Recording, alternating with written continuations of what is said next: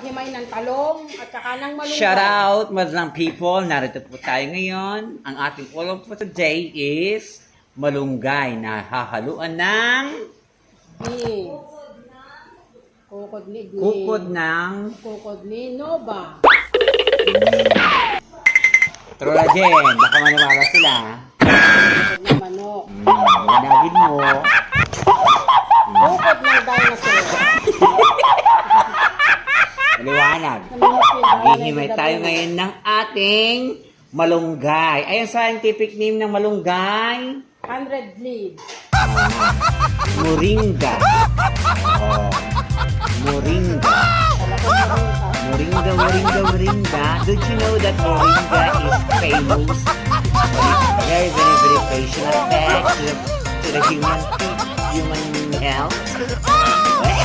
Very.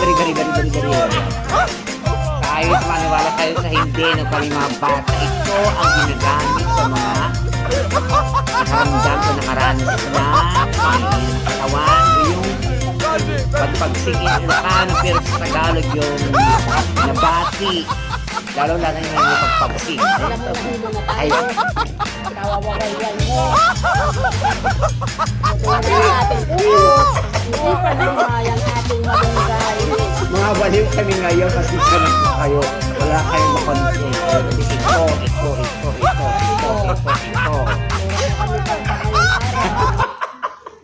Palpak.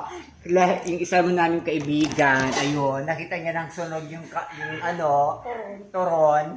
Wala lang, tinawagan pa ako para napatayin yung hindi naman niya kayang patayin.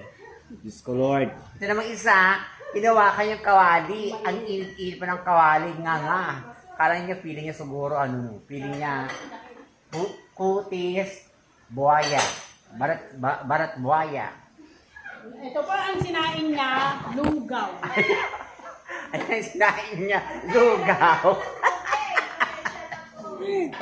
Pasensya na po.